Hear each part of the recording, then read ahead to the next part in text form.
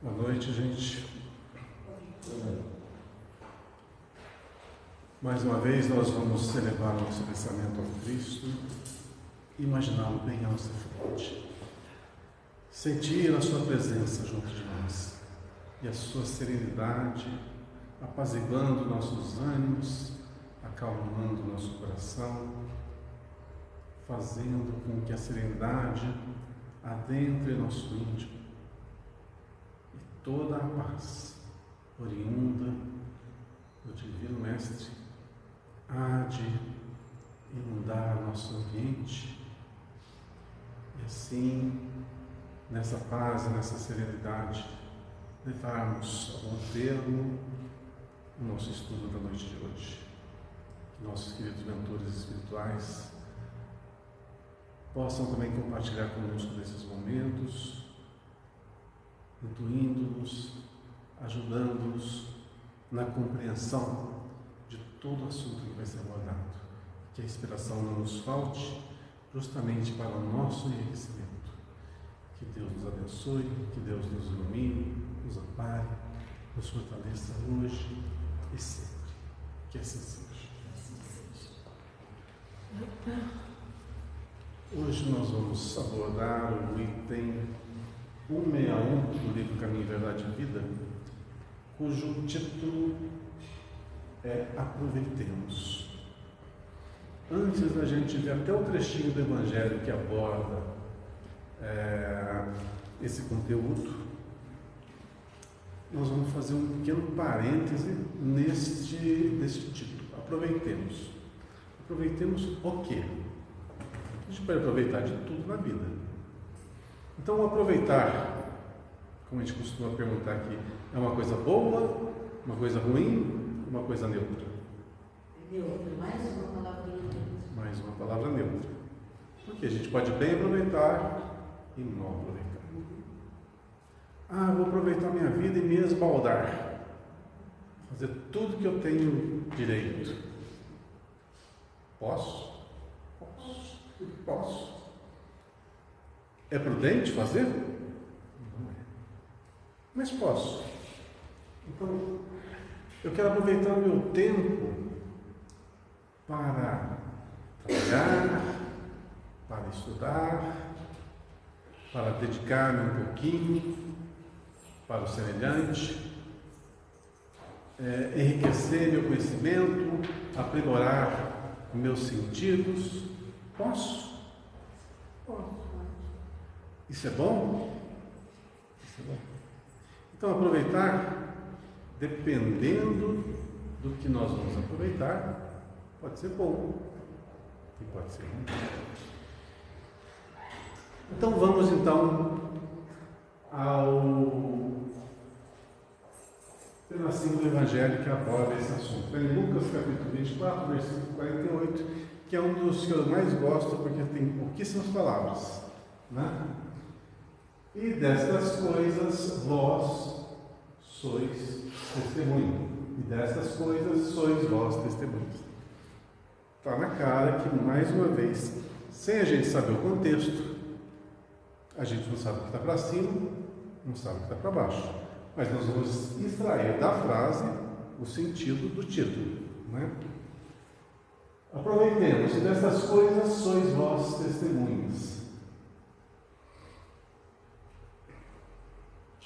Olha só, a primeira frase. Jesus sempre aproveitou o mínimo para produzir o máximo. Eu acho que aí já está tudo, né? Absolutamente tudo, todo o sentido da nossa lição. Bom, se nós podemos fazer o que nos aprouver dentro das leis que nos regem, né? Lógico.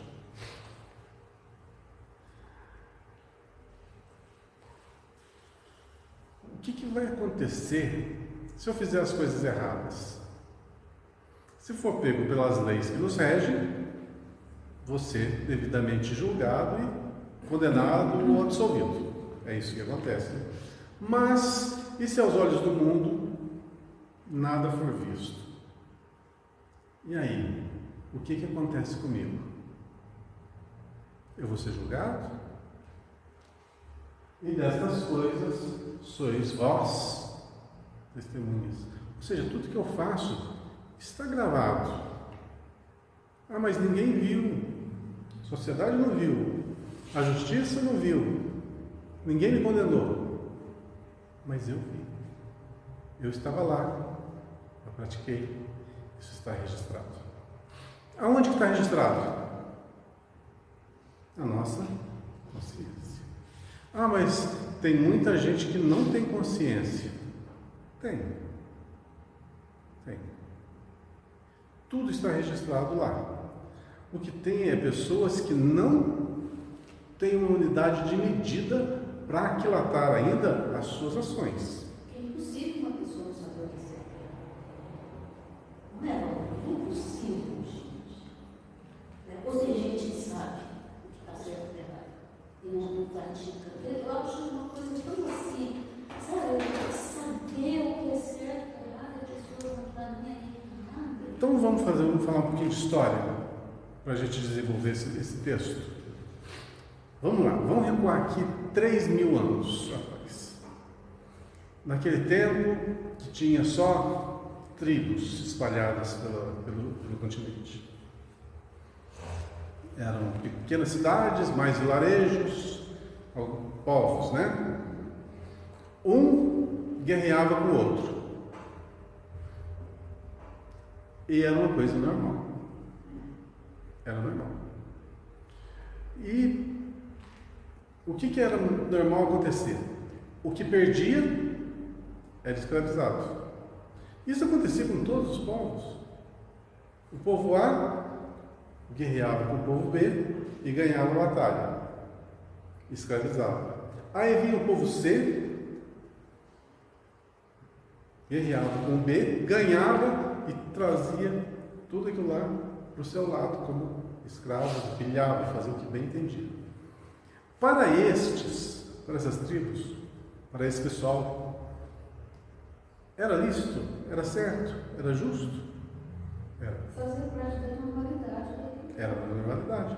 Fazia parte do jeito que eles viviam. Ou que nós vivíamos.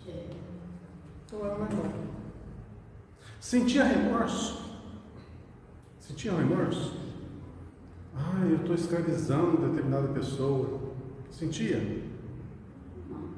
De matar, de pilhar, de deixar órfãos, de reduzir a cinzas? Sentia remorso? Mas aí o tempo vai passando. Passam-se os séculos e os cenários vão se trocando.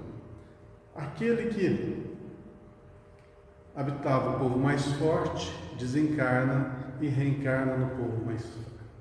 Ou seja, aquele que era poderoso agora veio como escravo. E vendo o outro lado da moeda. E nesse vai e vem de um lado para o outro, vai se aprendendo conceitos de justiça. Porque você nunca vai ver uma justiça se alguém se apodera de ti, não te deixa conviver com os seus, não te dá liberdade, te faz trabalho forçado e não te trata como gente. Tem como alguém gostar de uma situação dessa? E o fato de você não se adaptar a uma vida desse tipo vai te fazer revoltar ou te modificar as leis que nos servem. Ah, quando eu estava no time que está ganhando, tudo bem. Agora estou no time que está perdendo. Opa, tem que mudar essa regra. E assim vai acontecendo na história da humanidade e as coisas vão evoluindo. Então, chega-se um tempo em que vem ao mundo Cristo para dar as lições de igualdade. Todos são iguais. Foi bem ouvido? Não. Foi bem compreendido? Não. Quem que compreendeu ele? Os pequeninos. Está lá no Evangelho. Por quê? São os injustiçados, são aqueles que não têm nada. aqueles que passavam fome, aqueles que eram pilhados, escravizados, etc, etc. Porque eles não tinham nada. E o Cristo dava a eles o quê? Uma nova justiça. Uma justiça de igualdade. Nivelava tudo. E dava também a esperança de que cada um tivesse o quê? O reino dos céus. Que todo mundo almejava um lugar onde houvesse paz, tranquilidade, fartura, etc. Então, com a vinda do Cristo, mudou muito a história da humanidade.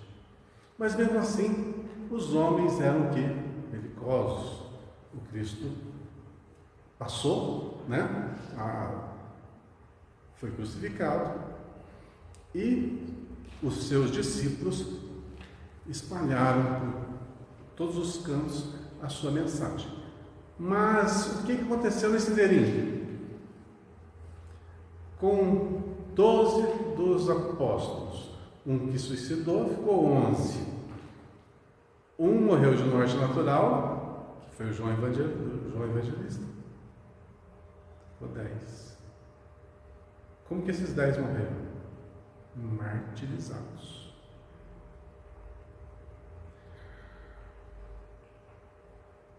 Fizeram muitos discípulos, e esses saíram também a pregar. E lotaram os circos romanos. Não como espectadores, mas como aqueles que foram massacrados. Há justiça nisso? É certo isso? Aquele que faz o bem recebe o mal. Mas não ficou uma enorme lição para nós da injustiça cometida há 2000 anos atrás, não só com Cristo, mas com todos os seus seguidores? Não foi uma enorme injustiça? Isso já nos dá um padrão de que, poxa, opa, tem alguma coisa errada? Qual que era a diferença de um cristão e um não cristão? Eram todos iguais, apenas o pensamento era diferente. E essa diferença foi suficiente para que eles fossem perseguidos e massacrados. Passa-se o tempo, passa os séculos. Vamos cair lá na Idade Média.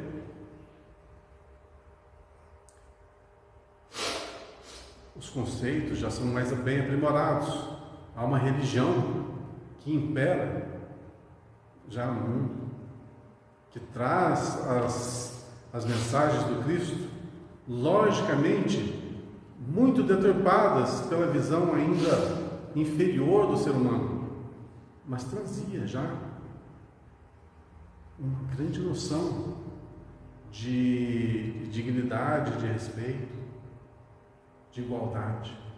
Porém, o que o homem fez? Ainda nutrindo a vontade de pilhar, de roubar, de enriquecer ilicitamente, criou uma desculpa. Vamos proteger o túmulo do Cristo e vamos invadir lá os muçulmanos, os mouros, e vamos matar todo mundo, e vamos saquear tudo, e vamos fazer o que bem entender. Quem que foi nessa?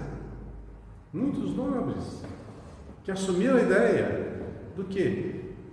De pilhar, de matar, para enriquecimento do próximo, de próprio. Mas cadê o Cristo aí? Cadê a lição de humildade, de amor, de benevolência, de igualdade? Não tinha. Não foi absorvida ainda. Não foi absorvida. Então, o que aconteceu na história da humanidade? Dor, sofrimento, morte, revolta, sentimentos de vingança. Passam-se mais alguns séculos. Vem o quê? Na história da humanidade? Inquisição. Outra mancha cruel que existe na face do nosso planeta. Que nada mais é do que a imposição ou dominação, agora com uma desculpa mais esfarrapada ainda.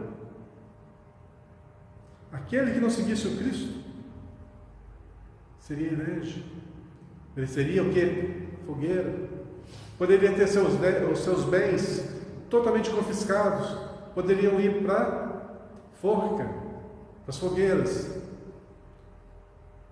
Os filhos, a família, totalmente desapropriada de todos os bens. Muitas encarceradas nos conventos para morrerem, né? Para sumirem da sociedade, a fim de que todo patrimônio ficasse para, entre aspas, a igreja. Era dividido. Era dividido. Nada mais é do que um saque que se fazia lá nas tribos antigas. Saqueava do outro, tomava para si, em benefício próprio. O que a Inquisição fez? Mesma coisa, de uma forma mais rebuscada, maquiada. Não, agora tem uma causa digna por trás. A igreja, Cristo. E outra mancha vem a pintar as cores do nosso planeta. Passa-se mais alguns séculos. Quando a gente vê que a sociedade está entrando numa nova fase das máquinas, das grandes máquinas, das grandes indústrias, agora o negócio vai pegar, agora vai evoluir. E vem a Primeira Guerra Mundial. E por que a guerra? Pelo mesmo motivo lá de trás. Social, político, econômico, é para pilhar, para tomar, para ter poder, para se impor, enriquecer, sem trabalhar, pilhando, pegando o que é do outro, escravizando o outro. Termina a Primeira Guerra Mundial, passa-se alguns anos, acontece o quê? Segunda Guerra. E a gente para pensar no seguinte: poxa vida, por que tanta gente nesse holocausto que perdeu a vida de forma tão brutal, sem direito a nada? Eram experiências vivas os judeus nos campos de concentração. Foram ali martirizados, foram feitos de cobaias, sofreram horrores. Por quê? Qual o motivo? O que eles fizeram? A gente sabe da lei de causa e efeito. Muitos daqueles que estavam encarcerados naquele campo de concentração, que não podiam sair e estavam ali justamente para perecer, eram aqueles mesmos que estavam nas arquibancadas das arenas romanas, aplaudindo os mártires do cristianismo que estavam sendo massacrados. Lei de causa e efeito. Poxa, mas isso tem que acabar. E esses que são os vilões na Segunda Guerra Mundial, eles vão perecer também? Com toda certeza, vão pagar pelo seu delito. E muitos têm que sofrer na pele para aprender. Muitos se voltam para o amor, renunciam ao mal e se encaminham para o bem, que é a misericórdia de Deus, que faz com que nós paguemos com o bem o mal que fizemos no passado. Então, as penas são atenuadas. Mas aonde que está escrito tudo isso? Na consciência de cada um. Daqueles há 3.000 anos atrás, sim, naqueles há 3.000 anos atrás. Porque a evolução do nosso espírito só se dá a partir do momento em que nós estamos em paz com as leis divinas. Não tem como evoluir se estamos em débito. E quem que nos cobra? Nós mesmos. É imperativo da lei de evolução. Tem que se corrigir. Então esses holocaustos, essas pandemias, essas mortes em massa, nada mais é que um processo de adiantamento kármico, de quitação de dívidas kármicas em massa. Porque erramos muito, não? Esse planeta está pintado de vermelho. E, infelizmente, muita coisa aconteceu e muita coisa ainda vai acontecer. Estamos nesse processo de transição, mas já diminuiu muito. Porque se nós recuarmos no passado, para tudo quanto é lado era morte, doença, sofrimento. Hoje não. Já evoluímos, já melhorou. Mas nós somos testemunhas oculares dos nossos próprios equívocos. Nós fomos aqueles que escreveram as linhas desajustadas do passado, que estamos a ajustar agora. Uns com mais débitos, outros com menos débitos, mas todos nós somos devedores. E aonde que está escrito isso? Em nós mesmos. Ninguém nos julga. Ninguém. Muito pelo contrário. Quando retornamos à pátria espiritual com débitos kármicos pesados, os nossos mentores, nossos irmãos espirituais maiores, nos motivam para que avancemos, para que nos melhoremos. Tratam-nos como alunos que repetiram de anos, simplesmente isso, mas não nos negam consideração, apoio, amor, indulgência e empatia.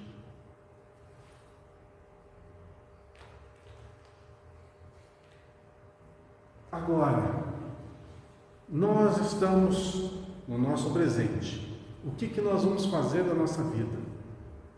Aí está o tema. Aproveitemos. Mas a gente não fala aquilo que o nosso coração não está cheio.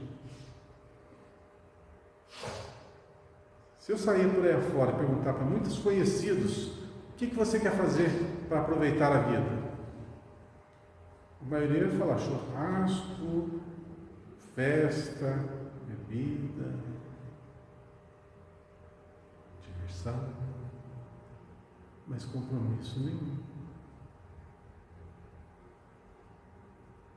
Isso denota o quê? São pessoas más? Não. São apenas crianças espirituais. O que uma criança faz? Pega uma criança de 3 anos e chega nela e fala assim: vamos estudar? Não, ela quer brincar. Pega um espírito infantil, chega para ele e fala: vamos estudar, vamos no curso de espiritismo às 8 da noite, numa noite bem fria, né? Falar 1h30 sobre um assunto que você não vai gostar? Não, prefiro tomar uma, né? Por quê? Está na infância ainda o entendimento. Então, aqueles que já se encontram um pouquinho mais amadurecidos querem respostas, querem saber, querem melhorar, querem aperfeiçoar. Quando você entra no mercado de trabalho, o que você faz? Você começa num cargo mais simples, modesto, né? Todo mundo começa de baixo. Mas qual que é o seu ideal? Crescer, ter mais afazeres, ter mais responsabilidade, consequentemente ganhar mais. Na vida não é diferente. Nós queremos o que da nossa vida? Saber mais, conhecer mais, fazer mais pelo próximo. Pelos meus, por mim mesmo, mas quero fazer o nosso melhor. À medida que vamos amadurecendo, essas ideias vão se aperfeiçoando e a gente vai dedicando o nosso tempo, esforço, justamente para fazer as coisas corretas. Assim como Cristo, Jesus sempre aproveitou o mínimo, o pouco que ele tinha, para produzir o máximo. Esse é o nosso fim, essa é a nossa finalidade. Nós temos o nosso limite atual. principalmente encarcerados no corpo físico como estamos. Temos limitações graves, mas podemos fazer muito. Mas aí eu lembro de uma coisinha, uma questão. Pois é, falta-nos vontade. Por quê? Nós não queremos. É isso. Queremos aproveitar. Olha, quanto mais infantil, mais ligado aos instintos. Aos instintos. Quanto mais evoluído, mais ligado à responsabilidade, às ações, a ser, a fazer a diferença. Com 3 anos de apostolado, Jesus acendeu luzes para milênios. Está certo. Foi um trabalho gigantesco que foi feito. Não foi só o Cristo. Ele foi vamos dizer assim, o sol, né? Mas teve aqueles que ajudaram a que essa luz chegasse em todos os lugares. Então, ele não trabalhou sozinho. É impossível trabalhar sozinho. Tanto é que nós sabemos que o Cristo, por exemplo, ele não escreveu uma linha sequer. E quem que escreveu? Os voluntários da missão, da grandiosa missão. Congregando pequena assembleia de 12 companheiros, renovou o mundo. Claro, era o Cristo. Tudo bem. Nós não somos o Cristo, nós não vamos mudar o mundo. Aliás, com toda a sua evolução, com todo o seu conhecimento, ele não conseguiu mudar todo mundo de uma vez, mas deixou a lição para a posteridade, para que todos pudessem aproveitar a seu tempo. Cada um ia amadurecer a seu tempo. Como a pregação na montanha inspirou milhões de almas para a vida eterna. Vocês já leram o Sermão da Montanha? Já pararam assim? Hoje eu vou ler o Sermão da Montanha. Já pararam? Já fizeram isso? Você já falou sobre isso uma vez aqui, que ler é muito fácil, a gente vai achar tudo aqui. Não foi isso que você falou? Sermão do Monte. Nossa, cada frase é maravilhosa. Mas vai refletir em cima daquilo, a gente nem consegue. Mas se a gente leu, a gente viu que é uma coisa maravilhosa. Não há como ler o Sermão da Montanha e sem se emocionar. Só se você ler os pensamentos em outro lugar. Se você lê realmente empregando todo o sentido daquelas palavras, é muito bonito, é muito, muito tocante. Que foi uma inspiração que ficou para nós. E a gente nem dá valor, né? Foi o próprio Gandhi que disse assim, ó, se perdesse hoje todos os livros do mundo e somente ficasse o Sermão da Montanha, nada teria sido perdido. Olha só, olha que afirmação. E a gente...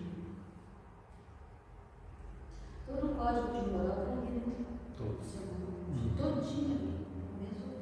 A gente podia fazer, quando terminar esse livro, fazer um do Sermão da Montanha. O que vocês acham? Eu acho interessante. Né? Antes da gente pegar o próximo livro do Emmanuel, não sei quanto tempo vai gastar, mas não vai gastar tanto tempo assim. Eu acho assim, um conteúdo fantástico. Não vai ter as ilustrações brilhantes do Emmanuel, mas a gente ali tem tudo que o Cristo pôs do seu coração. Acho interessante, para a gente vai conversar sobre isso. Converte a esmola de uma viúva em missão imperecível de solidariedade. Lembra do óbolo da viúva, né? Pois é. Olha como que isso há 2000 anos atrás, como que é atual. Aquela que deu alguns centavos, né, com o nosso dinheiro aqui, foi a que mais tinha contribuído, porque ela deu tudo que tinha. É muito profundo isso, não é questão da moeda, é muito mais que isso. É muito mais que isso. Então, para a gente aprofundar num tema desse, seria interessante ter tempo para a gente vagar, né? Filosofar sobre isso. Mas, corrigindo alguns espíritos perturbados, transforma o sistema judiciário da Terra, erigindo-o amai-vos uns aos outros para a felicidade humana. Quer código mais perfeito do que esse? Amai-vos uns aos outros. O que está intrínseco nessa frase é uma coisa gigantesca. Gigantesca. Só que as crianças espirituais vão ouvir essa frase, vão entender na sua ingenuidade. Aqueles que têm olhos de ver, ouvidos de ouvir, entenderão uma profundidade muito maior. Então, conforme o amadurecimento espiritual de cada um, o entendimento modifica-se. Então, aqui dentro de nós, vamos ter inúmeros tipos de interpretação de cada texto abordado. Porém, cada um está na sua fase de entendimento. E a lição, ela fica para todo mundo. Ela serve para todos nós. De 5 pães e 2 peixes, retiram alimento para milhares de famintos. Agora, vamos falar um pouquinho sobre isso. 5 peixes e 2... 5 pães e 2 peixes. Se for lambari, então deve ser uns... Não sei se tem lambari naquela época. Dá para alimentar o povo? É figura de linguagem ou ele fez os peixes? Figura de linguagem. Eu vou falar uma coisa aqui, se eu estiver errado, você me corrige. Uma vez eu ouvi que essa distribuição dos peixes e dos pães, pela simbologia, ali Jesus alimentou aquele povo com uma boa energia que saiu dele. Todo mundo ficou saciado só de ouvir aquele homem falar. Procede? Procede. A gente desconhece o Cristo, né? Desconhece o que ele pode fazer. Pelo que ele já fez, a gente já denota que estava milhares de anos à frente de nós para conseguir fazer aquelas curas, aquelas mutações, né? Apenas com o pensamento, com a vontade, né? Com a imposição, manusear os elementos vivos. Você entende aí, poxa vida, tá? Agora, para doar uma energia que alimentasse a todos, fisicamente, poderia ser possível. Mas eu ainda acho que não é a questão física, é saciar de conhecimento, é saciar de dar àquelas pessoas o que elas estavam buscando. Esse é saciar. Todo mundo queria o quê?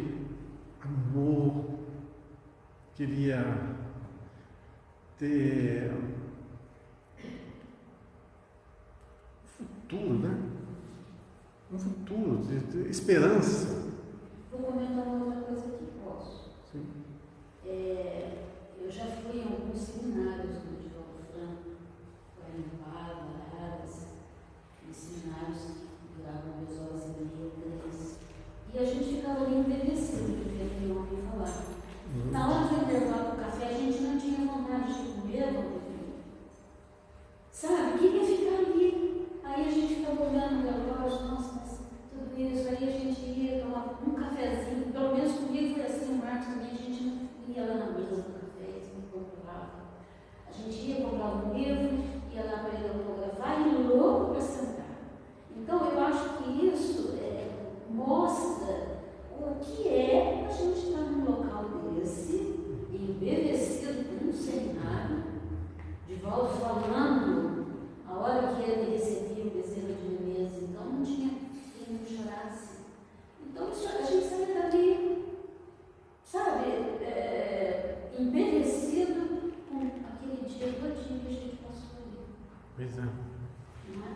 Pode ser uma coisa bem similar, né? Uma coisa bem similar. Não é questão orgânica, é questão... Você se alimenta dessas energias. Isso. É que nem você tomar um passe, por exemplo. Quando você toma um passe, você não sai revigorado? Tá, você se alimentou ali? Não. Mas você recebeu energias. O teu organismo é revitalizado por essas energias. Na realidade, quando a gente alimenta, é isso que acontece, né? Vai se produzindo energia do nosso corpo. É outro tipo de energia, mas que sacia também da mesma forma. Então, pode ser a energia do próprio Cristo, que foi emanada naquele momento?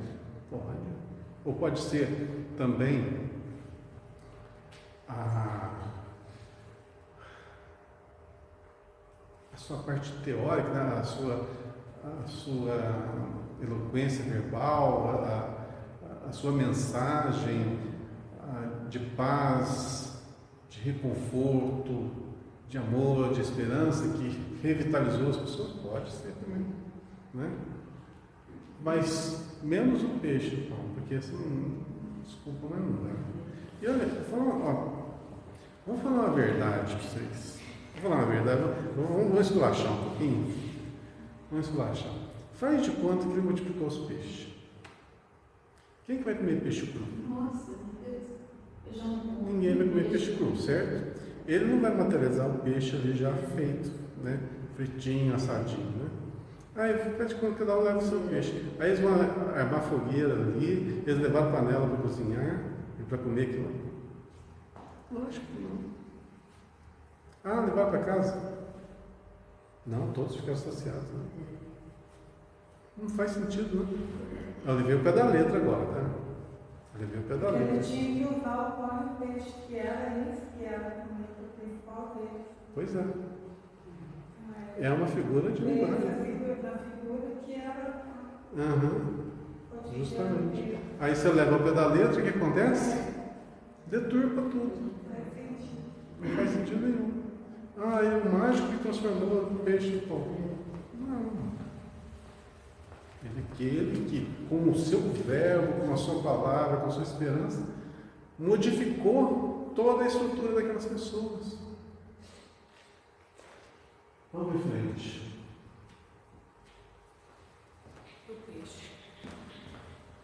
Da ação de um Zaqueu bem intencionado, Zaqueu é o fundador de negócio, né? Traça programa edificante para os mordomos da fortuna material. Zaqueu tinha um pouquinho, né? E não era bem visto por causa disso, ser cobrador de impostos, né? E mesmo assim o Cristo discriminou aquele que tem dinheiro? Não discriminou. Ah, mas ele fazia o quê? Ajudava a opressão, né, sobre o povo que já estava pobre. Mas ele está tratando ali o ser humano. Tanto é que depois do contato do Cristo com Zaqueu, ele modificou, né? Modificou. Aí a história muda, porque ele deu a chance. Ele sabia em que ponto que o Zaqueu estava. Que muitos não vão mudar, mas muitos já estão naquele ponto. Está no ponto. Agora é só um empurrãozinho. Sabia, conhecia que é povo. Tanto é que chegou para ele e falou: Zaqueu, desce daí. Desce daí que eu vou comer umas coisas.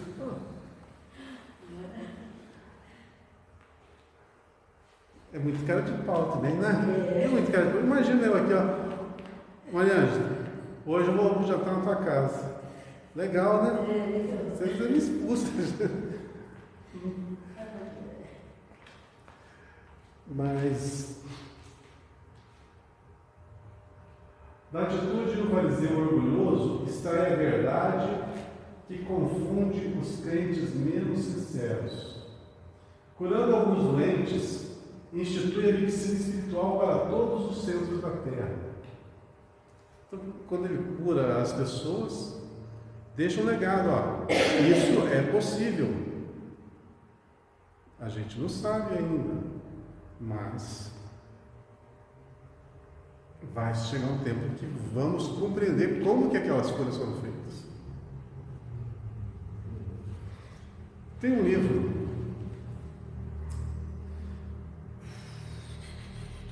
eu vou lembrar agora, eu não lembro o título do livro. O livro é sobre a vida de Moisés. Se eu não me engano, é do conde John Wilmot Rochester, se não me engano. Eu sei que tem 2 livros que falam sobre Moisés, livros espíritas, e que, sabe aquelas pragas do Egito? Aquelas pragas que ele derrubou? No livro explica como que elas foram feitas, como que aquilo se deu. E não foi nada de maldição, foi tudo coisa que Moisés tinha conhecimento, o povo não tinha, e ele aplicou aquilo e conseguiu aquele efeito. Só que faz tanto tempo que eu já li isso que eu não lembro mais. Quer dizer, tinha explicação. Na nossa vida, tudo tem explicação. E ainda não tem explicação, um dia vai ter. Porque a gente não tem condições ainda de absorver esse conhecimento. Faz um grão de mostarda maravilhoso símbolo do reino de Deus. Como é que é o negócio da mostarda mesmo? Se vós tiverdes fé do tamanho de um grão de mostarda, fala para a montanha sair daqui e vai para outro lugar, e ela obedecerá. Faz sentido nenhum? Chega uma montanha e fala assim, para lá, eu tenho fé que vai acontecer. Vai acontecer? Ao pé da letra, vamos ao pé da letra. Vai acontecer? Por mais fé que você tenha, vai acontecer? Vai na montanha. Vai? Não vai. Não é figura de linguagem, né? Então essa montanha não seria aquela multidão de problemas, quando está tudo ruim na tua vida e que você não vê solução para nada. Se você tiver fé de que isso vai passar e você perseverar, essa montanha de problemas vai mudar. E a semente de mostarda, você já viu um grãozinho de semente de mostarda? É a coisa mais bonitinha. É tão amigo, uma cabecinha de leite, uma coisinha de nada. Então, é uma figuração para mostrar que não importa o tamanho da sua fé. Se você tiver, você alcança. Então, a semente da mostarda é uma coisinha de nada. Pois é. Pois é. Que bate um pouco com a questão 909. Ah, sim. Aprendendo, hein?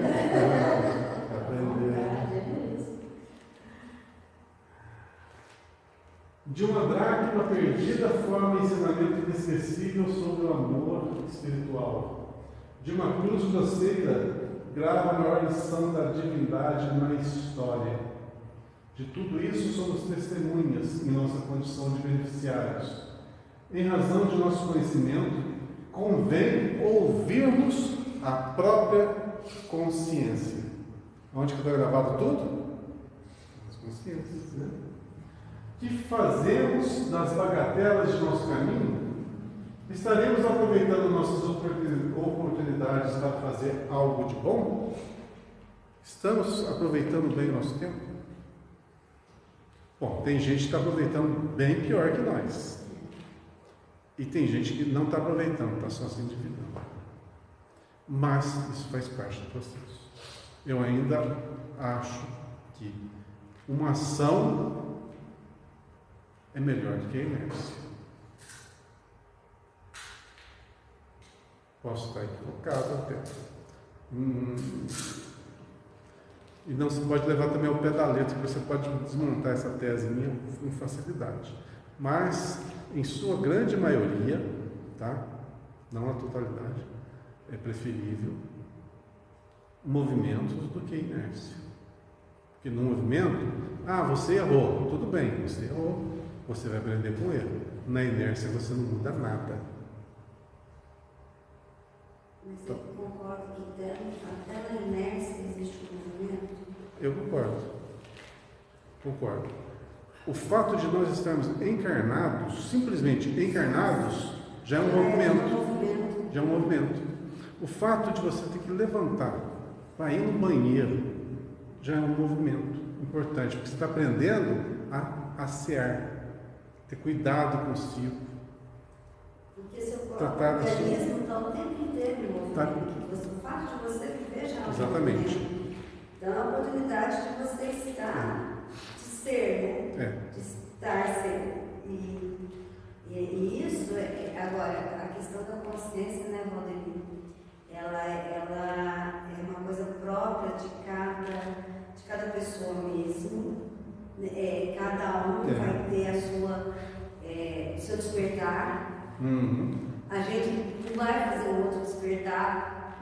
Por mais que a gente dê dicas, a pessoa, aquela história da escolha, da vontade de cada um. E assim, nem sempre, por mais que Cristo tenha tido a atitude, eu acho que a coisa mais interessante que Cristo deixou é a atitude, mais do que o conhecimento, porque o conhecimento é passado pelas pessoas que estavam em torno dele, né? Mas são as atitudes. Eu acho que a atitude é transformadora, muito mais do que as palavras. O exemplo, né? O exemplo que ele deu. Verdade. Lição, né? E como? Esses 3 anos de vida dele foi como se eu estivesse num Big Brother da época, né? Que tudo o que ele fez, tudo que ele viveu, foi trazido como lição para nós, né? E foram 3 anos impecáveis. O pouco que a gente sabe está no Evangelho, mas tem muito mais lição por trás que a gente desconhece. Vou falar alguns livros. A Boa Nova, de Humberto de Campos. A Arte de Recomeçar, não sei o autor, não lembro o autor. Do João Nunes Maia, Ave Luz, do João Nunes Maia. 3 que eu me lembro agora, rapidinho, e dos Espíritas, tá? Que falam o quê? O convívio do Cristo diretamente com os seus apóstolos, com os discípulos. Passagens que não tem no Evangelho, mas tem lições lá primorosas, principalmente do Humberto de Campos, a Boa Nova. A Boa Nova é maravilhoso, maravilhoso. Mas o Ave Luz também é muito bom e a Arte de Recomeçar é muito bom. Os 3 são do mesmo estilo. Então, são livros assim para ler, reler, porque são lições maravilhosas, porque são lições do maior professor que nós tivemos na face da Terra, do próprio Cristo. Mas é coisa que você tem que fazer igual nós fazemos aqui, pegar um trechinho e aproveitar. Não é ler com os olhos, é absorver com o Espírito. Pena que não vai dar tempo da gente fazer tanto livro, tanta coisa boa que existe, que eu gostaria de falar, sabe? Na hora que eu vejo esse tanto de livro de Emmanuel aqui, e que nós estamos no primeiro livro ainda, e já faz mais de ano, tem muito tempo. Mas não dá tempo de se aproveitar tudo. Não dá para se ver todos os dias também da semana, né? Mas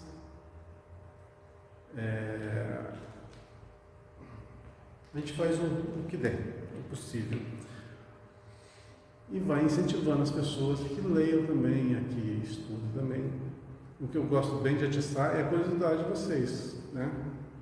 Fala uma coisa aqui, busca coisa lá, procura na internet isso, lê o livro tal, lê a lição tal, lê a questão 909, né? E tem um trecho também, nós precisamos reler, todos nós precisamos reler.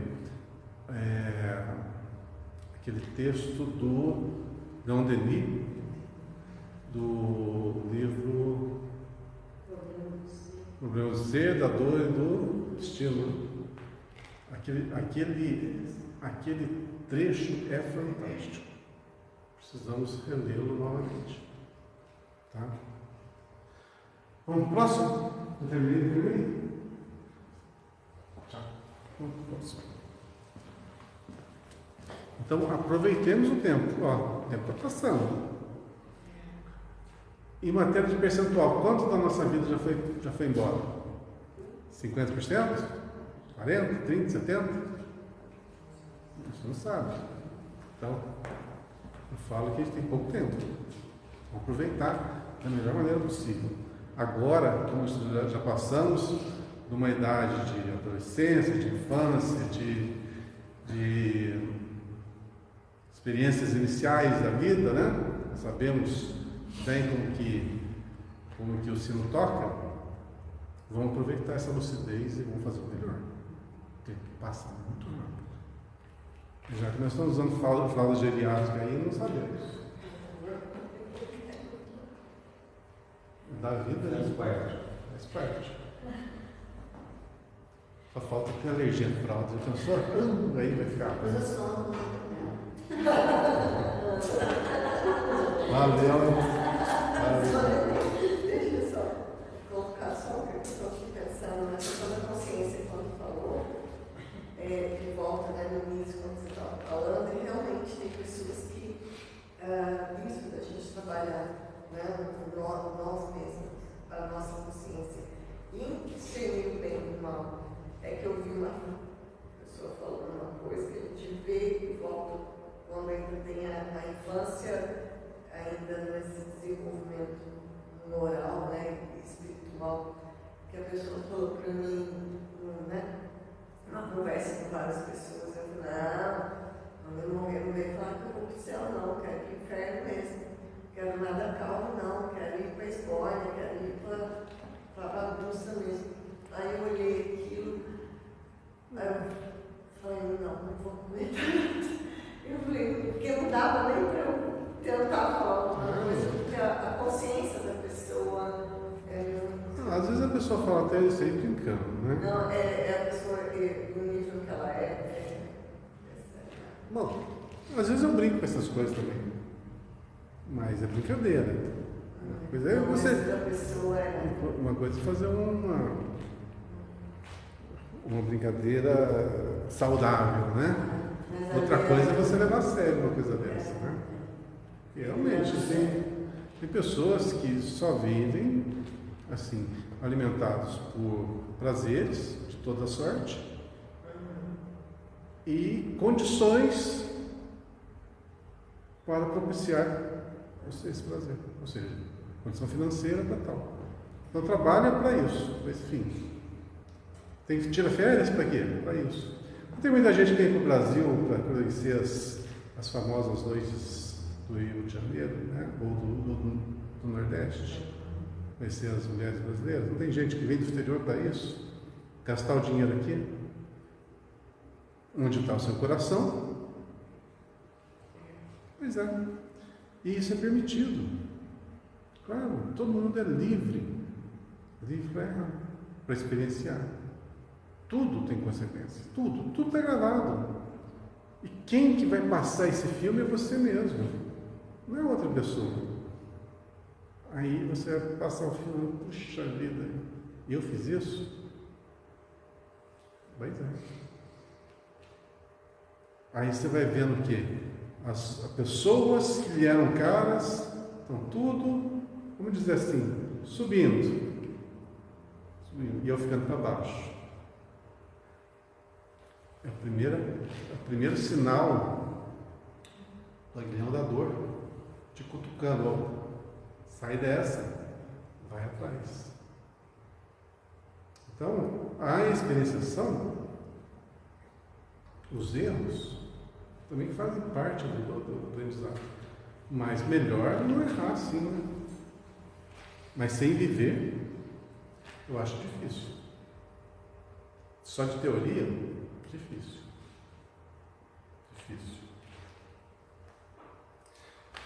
Vamos lá. O próximo item 162,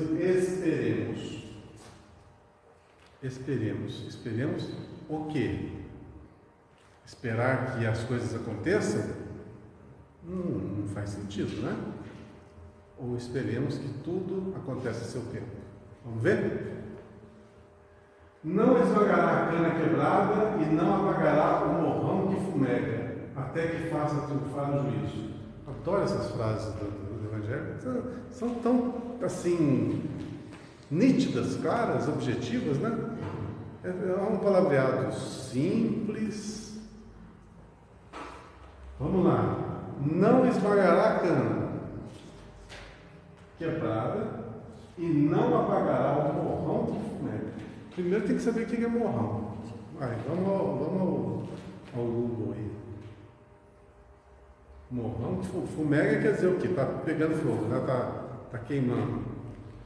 Não esmagará a cana quebrada, não apagará o morrão.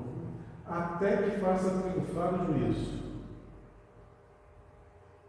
Mas e esse não esmagará a cana quebrada? O que é isso? O que é cana quebrada? O que é cana?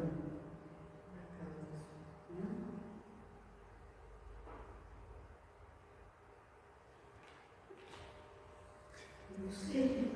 É um palavreado lá daquele tempo, né? Tem que ser. Até que faça triunfar o juízo. Ou seja, eu vou tentar traduzir para o nosso português atual. Morrão significa, substantivo masculino, extremidade queimada do pavio de uma lamparina. Pavio de vela.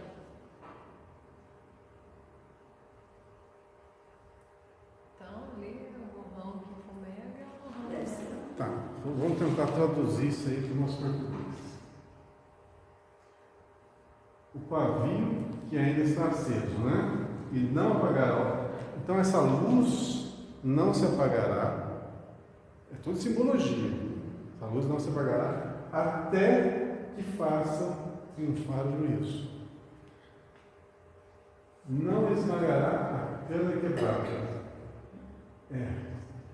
Vamos poemando, está chamando para mais fácil de entender, né? Depois a gente pega a deixa dele e compreende. Evite as sentenças definitivas em face dos quadros formados pelo mal. Evite as sentenças definitivas em face dos quadros formados pelo mal. Tá. Vou só nesse aí por enquanto. Se você for bom, você vai para o céu. Se for mal, vai para o inferno. Tá certo? É definitivo? Não. Essa afirmação é definitiva, sim. Não é não. Não é definitiva. A ideia é, né? Se você for bom, se for ruim, é o inferno. Evite sentenças definitivas. Não faz sentido isso. Então, evitar esse tipo de... Exatamente, evitar isso. Pô, você está condenando. E olha, nós estamos falando sobre empatia antes de começar a aula. É a maior falta que eu acho de empatia do mundo é você condenar alguém para ir para o inferno. Seja quem for. Vamos lá. Vamos fazer alguns parênteses. Olha só, as sentenças definitivas, por exemplo, a violência. É uma sentença definitiva. Matar um animal. Tá? Matar alguém. É uma sentença definitiva. Concorda? Não matarás. Uma sentença definitiva. Né? Quando você deseja a morte de alguém, ou você está com uma raiva. Aí você está falando mais uma coisa física, né? Uma coisa física. Aqui eu acho que está abordando mais a parte espiritual. Mas é um valor, né? Sim. É um valor. Desejar o mal ou a violência é um valor. Não. Concordo. Olha só. Evita as sentenças definitivas e faça os quadros formados pelo mundo. Nós estamos falando do quê? De que a gente pode, o ser humano está condicionado há tantos e tantos séculos a acreditar que se a pessoa for má, ela vai para o inferno. Existem outras linhas de pensamento que falam assim: se aquele indivíduo tiver a cor da pele escura, ela pode ser escravizada. Não teve uma época da história nossa, do Brasil aqui? Hoje melhorou bem, mas enquanto havia escravidão, era normal. E era pior. O quê? Pensava-se, não, falava-se que o escravo não tinha alma. Ou seja, era igual um animal. Você podia fazer dele o que bem quisesse. Mas era um ser humano. Os órgãos, tudo igual. Tudo, é absolutamente tudo igual. A única coisa que é diferente é a condição que ela está. Só isso. Então, o ser humano condena o outro ser humano a uma vida absurda. Para quê? Para tirar proveito disso. Tem tudo a ver com o que eu falei no começo, de você aproveitar, você pilhar para o seu benefício próprio. Falta de quê? Empatia. O que é empatia? Você se colocar no lugar do outro e entender o quanto que o outro sofre. Você não tem a capacidade de compreender o sentimento, o sofrimento do outro, você não tem empatia.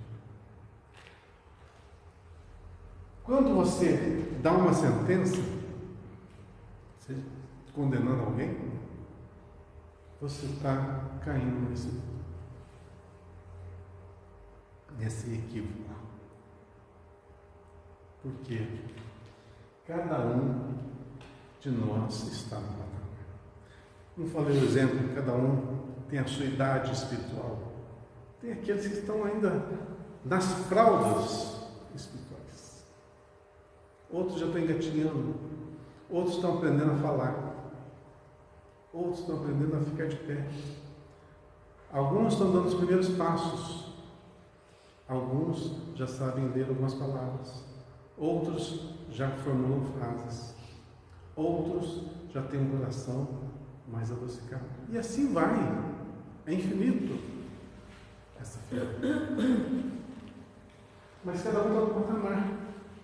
Então, como condenar aquele que erra por desconhecer, por ainda estar na infância ou no seu primitivismo, como queira abordar? Como esperar de um animal que ele não mate para se alimentar? É a mesma coisa esperar de um ser que está numa condição muito inferior de não fazer o que ele faz. Faz parte do seu aprendizado, do seu instinto, do seu crescimento. Cada um está no patamar. Agora você vai simplesmente aniquilar esse ser. É uma aniquilação. Você condenar alguém a uma sentença igual a essa sentença infernal é uma aniquilação, é falta de empatia total, a falta de pensar. Põe no lugar. Não põe. Não vou pôr no lugar, não.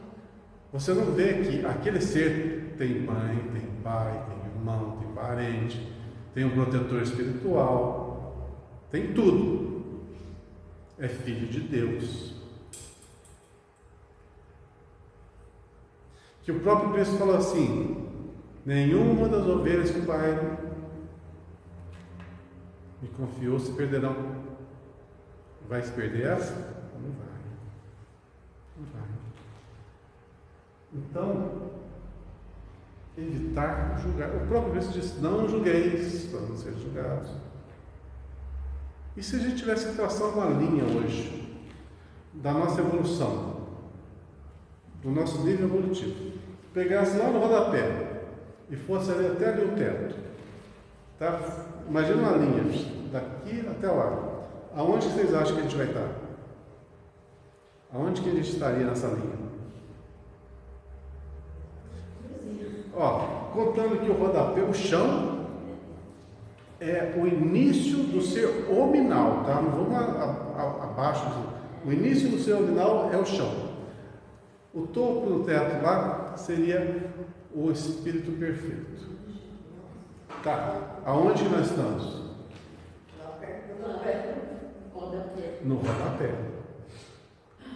Já saímos do chão um pouquinho, mas não passamos da altura do rodapé. A linha é grande. A linha é bem grande. Agora tem gente que está ainda no chão, muito próximo do chão. Eu costumo usar outra figura de linguagem. Eu falo que a nossa evolução é uma grande escada e nós estamos no primeiro degrau. O bom é que já pusemos o pezinho no primeiro degrau, não estamos ainda no chão. Já subimos o primeiro, mas só o primeiro. E a parte ruim ou boa é que essa escada não tem fim. Mas a gente só subiu um degrau.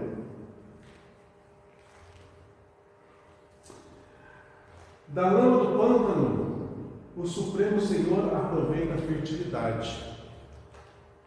Olha bem as comparações que são feitas aqui.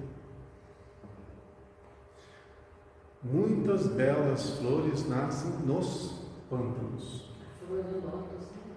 É linda, nasce ali, aquela coisa suja. Da pedra áspera, vale-se da solidez. Imagina que seria das construções sem as pedras, né? Para dar envelhecer. Da areia seca, retira utilidades valiosas. Da substância amarga, extrai remédio salutar. O criminoso de hoje pode ser prestimoso companheiro de amanhã. Agora faz sentido o esperemos? Ou você já vai julgar e já vai condenar? Tudo evolui, né, na nossa humanidade, tudo. A gente fala assim, o criminoso de hoje vai ser um prestimoso companheiro do amanhã. A gente fala, nossa, criminoso que mata, que estupra, que rouba, que violenta, vai ser um companheiro da manhã? O que vocês acham que nós somos? Recua 3.000 anos atrás, quando eu dei aquele exemplo lá que nós saqueávamos, escravizávamos em benefício próprio. Isso não é um crime?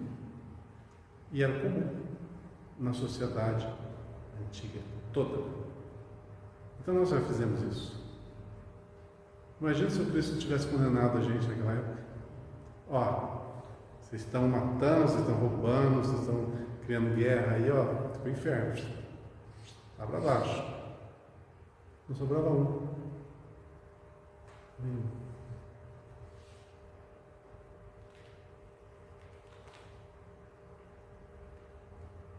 O malfeitor, em certas circunstâncias, apresenta quantidades nobres, até então ignoradas, de que a vida se aproveita para gravar poemas de amor e luz. Olha, eu estava falando também antes de começar o nosso estudo aqui sobre a palestra, né? O seminário que abordava o Joseph Mengele. E na palestra, no seminário, falava também das 2 enfermeiras que acompanhavam o Mengele. Que elas eram pessoas que ganharam até condecorações por seu trabalho junto a pessoas idosas, pela sua paciência, pela sua dedicação.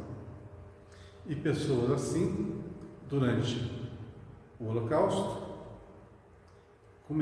cometeram as maiores atrocidades como se fosse nada, como se o ser humano não existisse, como se fosse menos que um animal. Mas eram pessoas desprovidas de qualidades nobres?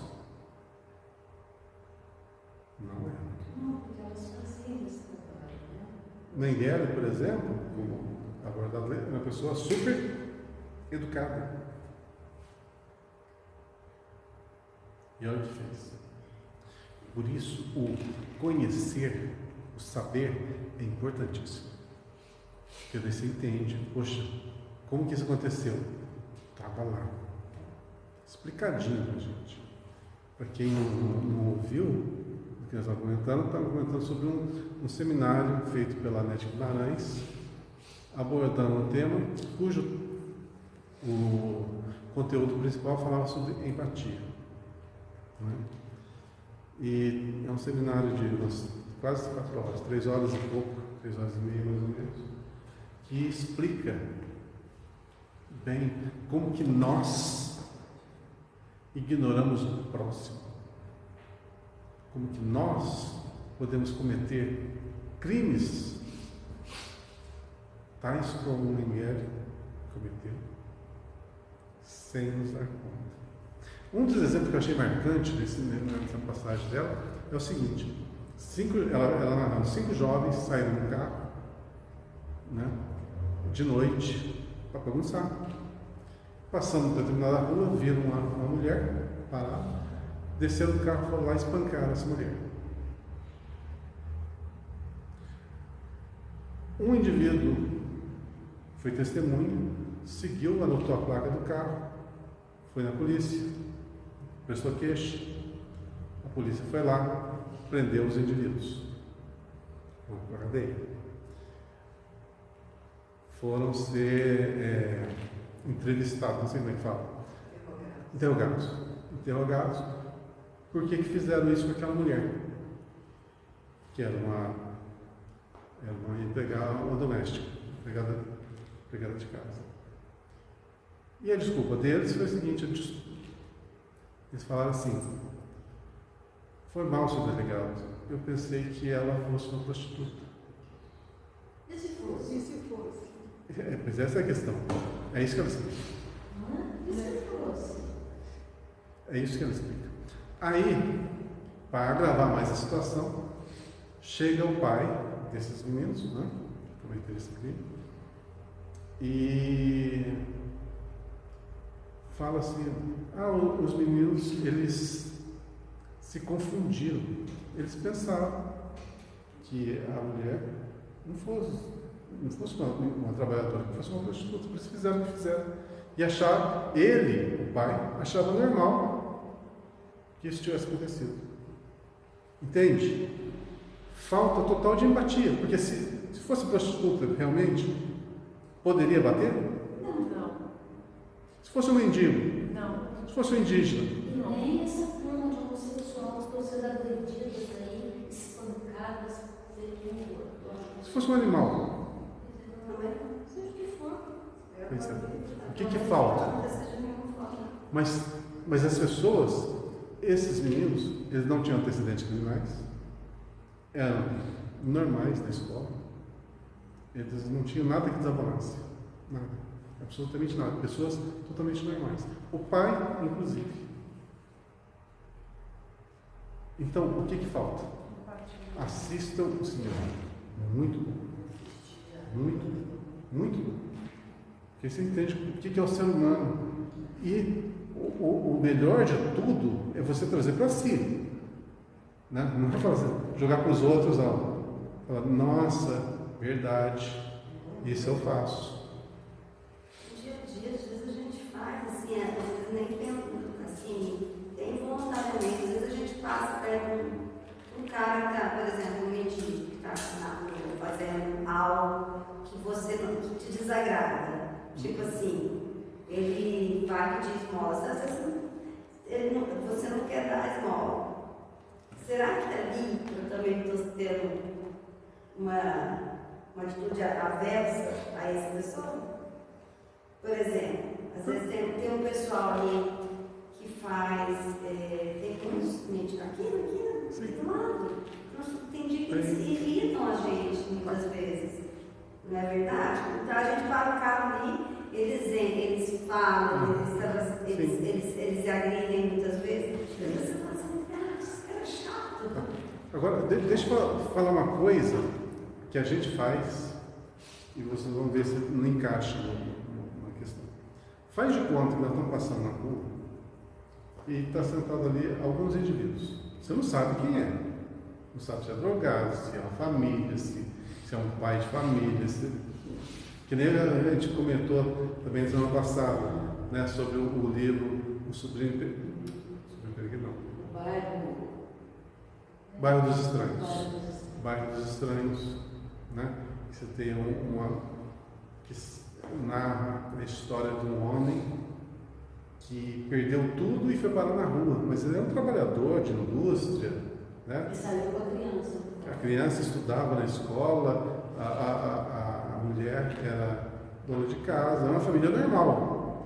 De uma hora para outra a vida dele descambou e ele foi para a rua, não teve outra saída, ele foi para a rua.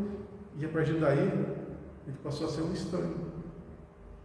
Ele já deixou de ser um ser humano normal, passou a ser um estranho. Agora, o que acontece conosco? Quando tem as pessoas na rua, a gente não olha para eles. A gente procura não olhar no rosto. Já notaram isso? Eu só olha, eu sei que a gente faz isso, mas aí eu linkei essa atitude com o que eu assisti na palestra, no seminário. Falei, tem todo sentido. Tem todo sentido. Eu não vou falar para vocês aqui, porque senão não vão entrar nesse universo aqui, mas assistam. É muito. Eu esqueci o título, mas eu vejo em casa e ponho para vocês no WhatsApp. Tá? São 3 horas. A gente já fez esse propósito de cumprimentar. Eu já vi reportagem a partir disso a cumprimentar o Davi na rua, cumprimentar aquele que está pegando na rua, bom dia, e eles assustam, eles olham, você está falando comigo? Bom dia, Senhor, bom trabalho. A maneira que eles falam para a gente, não só o morador de rua, o pessoal, mas esses outros profissionais façam essa experiência que vocês vão ter muito bom, gratificante para a gente. Então, essa atitude que a gente toma, às vezes, impensada, involuntária, é impensada, tem tudo a ver com o caso Mengele. Tá? Tem uma ponte ligando isso aí. Mas ele era um indivíduo muito bom, acordado, educado, e fez o que fez. Nós também somos, teoricamente, acordados, educados, trabalhadores. E a gente pode fazer a mesma coisa? Essa é a pergunta. Eu estou na metade. Eu já assisti, mas eu estou assistindo de novo. Então, cabe essa reflexão para nós, para que a gente aproveite o nosso tempo. Por isso o conhecimento é libertador. Ouvir os outros é a melhor coisa de você compor o seu pensamento. Você sai de ideias cristalizadas e você se abre para novos aprendizados, novos entendimentos. Isso te enriquece muito. Por isso a gente sempre estimula. Leiam, conversem, interajam, olhem para as pessoas, sintam o que elas estão sentindo. Isso faz parte da empatia. Né? A gente se aproximar. Né? Agora, quando você se isola, quanto mais se isolar, menos empático. E a gente perde o grande feito. Né? Bom, aqui está falando do não julgamento. Esperar para não julgar aquelas pessoas. Pelo menos no seu tempo. Vamos continuar aqui, que eu tenho pouquíssimo tempo. Deus não é o autor de esmagamento, é Pai de misericórdia. Não é aquele que vai condenar. Jamais. Não vai condenar uma criação dele. Porque nós somos perfectíveis. Nós somos criados para uma perfeição relativa, né? Então temos todo esse potencial, só que a gente só desenvolve ele por esforço individual. Logicamente da convivência coletiva, mas o esforço é individual.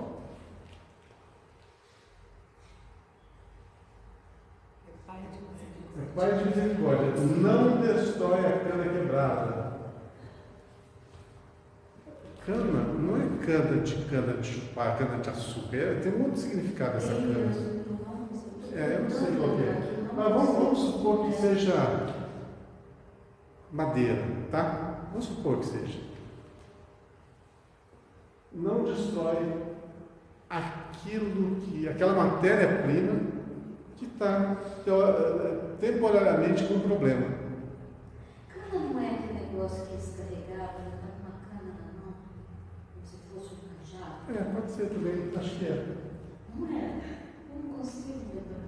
Nem apaga o morrão que fumega, o que o pavio da vela, que ainda tem ali um calor que pode se acender.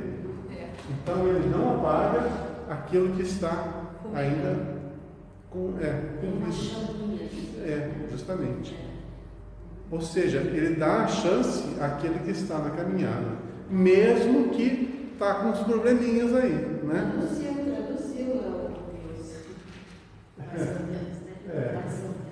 Graças a irmã, Deus por mim. Suas mãos reparam estragos, seu hálito divino recompõe a renovação. Aproveitar que a Ana Cláudia está aqui dando as boas-vindas novamente, estamos contentes com a sua presença, e já usando você, que é médica, como sabedora do que nós vamos dizer aqui, é o seguinte: no hospital que você trabalha tem muita gente doente. De todos os tipos. De todos os tipos. Todas as doenças. Todas as doenças. Todos os tipos de sofrimento possíveis.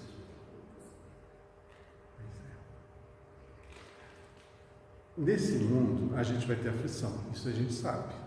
E a gente vai passar, né? Uma vez ou outra vai precisar estar no hospital. Mas costumeiramente não é uma rotina, né? Mas tem muita gente que sofre demais, que é um mecanismo que a vida oferece de retificação daquele ser. Muitas vezes ele estar doente é o remédio, porque estando enfermo ele não vai fazer as coisas erradas. É um freio para que as suas tendências não aflorem e endividem a pessoa muito mais. Se ela tivesse plena, sadia, todas as forças, né, em dia, poderia cometer muitos desatinos. Então, alguns casos refere-se a isso, esse tipo de freio. Outros é retificação mesmo, é provação, a expiação. Então, cada um tem o seu motivo, mas a gente vê nesse mundo que muitos sofrem. E se muitos sofrem, como você é testemunha ocular, é porque muito erro ainda é praticado. Só que o nosso mundo é de misericórdia. Olha, nós estamos entrando lentamente numa nova era, onde o quê? As dores já são bem amortizadas. Hoje já existe uma tal de anestesia, você já ouviu falar? Antigamente tinha anestesia? Não tem. Por quê? Merecimento do ser humano. Hoje já tem um remedinho que cura a hanseníase.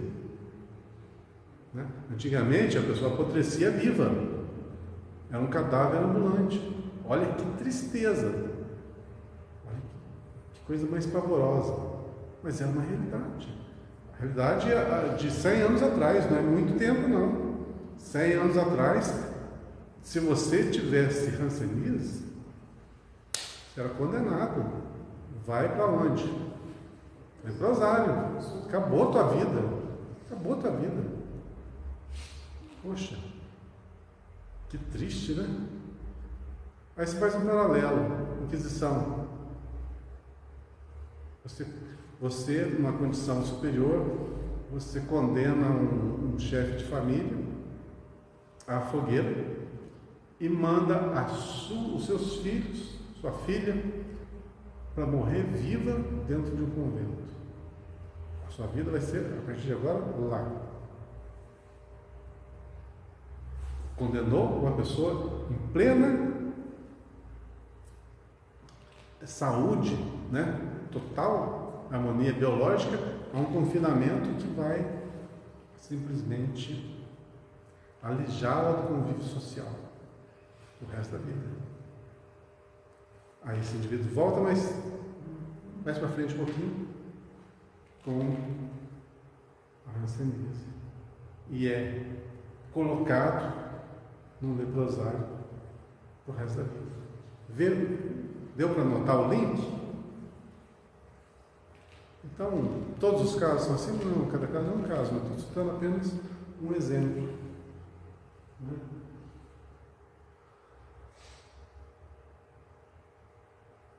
Não desprezes, pois, as luzes vacilantes e as virtudes imprecisas.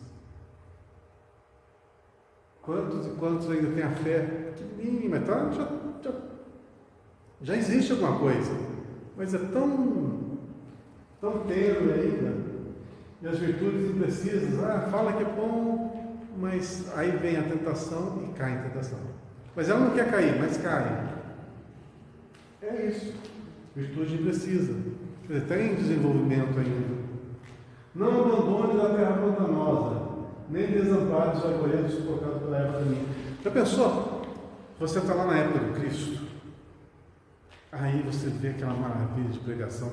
Você entra em contato direto com ele ali, vê-lo falar, aquela beleza. Passa-se um tempo. Aí chega um soldado romano e fala assim: você é cristão? Negue a sua fé ou morra. O que você faz? A maioria negou a sua fé para salvar a sua pele. Virtudes imprecisas. Está em desenvolvimento.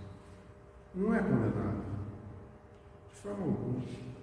Não é condenável.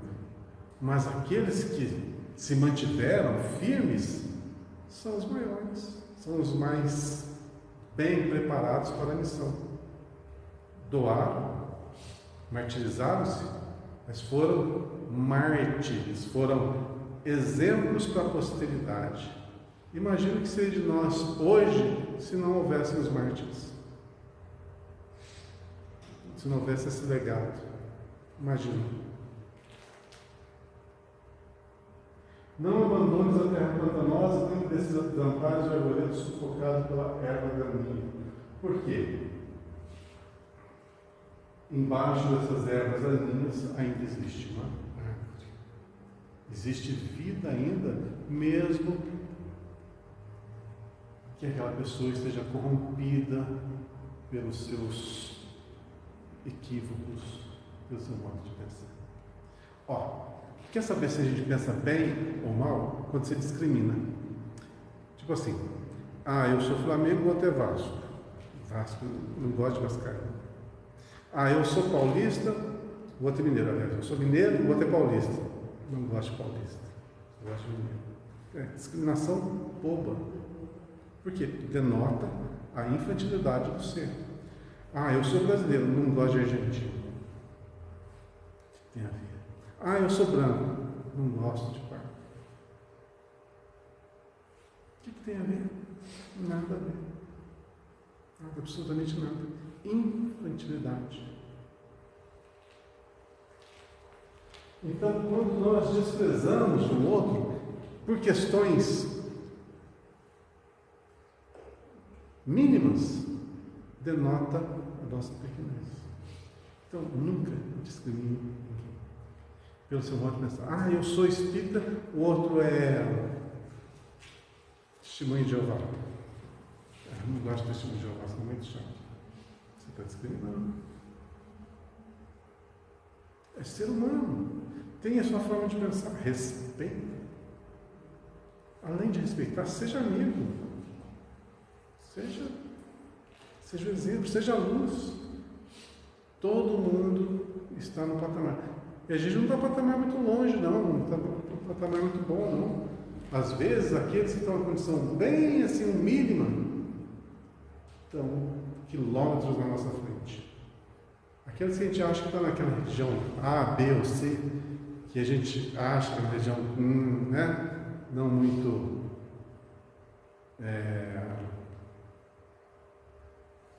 na linha do cristianismo, muitas vezes ali existem espíritos que estão bem acima de nós, em humildade, em benevolência, em trabalho, em dedicação, etc, etc.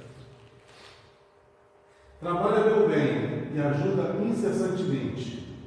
Se Deus, Senhor absoluto da eternidade, espera com paciência, por que motivo nós outros servos imperfeitos do trabalho relativo não poderemos esperar?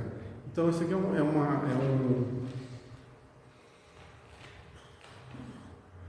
uma demonstração assim, bem assertiva de que nós não devemos querer que o outro amadureça antes do tempo. Não podemos julgar ninguém pelo seu modo de pensar, pelo seu modo de agir, pelo seu modo de ser. O que nos compete é fazer o melhor possível, vivenciar o cristianismo na sua essência mais próxima da realidade que nós podemos levar, podemos viver e fazer o bem. Ser honesto, trabalhadores, ativo no bem. Principalmente na questão individual, desenvolver o seu intelecto, desenvolver a sua moralidade e desenvolver a sua ação. Porque se você tem um desenvolvimento moral, um desenvolvimento intelectual e não age, você está guardando um enorme tesouro só para si. Isso chama-se egoísmo. Então, tudo que nós temos deve ser utilizado para o bem coletivo. E quando nós somos egoístas, quer dizer o quê? Nós não temos empatia. Então, essa palavra eu vou falar muito daqui para frente, que faz parte do nosso desenvolvimento. Nós estamos aqui para desenvolver o nosso espírito, desenvolver nossa parte, nossa essência. Sem empatia, sem o próximo, não tem jeito. Por isso nós vivemos sociedade. Agora, aceitar o próximo, com suas imperfeições, com suas dificuldades, requer muita psicologia, muito tato, muito entendimento. Por isso a empatia é importante. Você tem que estar na pele do outro, sentir, viver aquele panorama para você compreender e não julgar, mas ser sempre aquela pessoa que vai fazer a diferença. Beleza, gente? Eu passei do horário até. Boa semana para vocês. Semana que vem, se Deus quiser, estaremos de novo reunidos. Pai.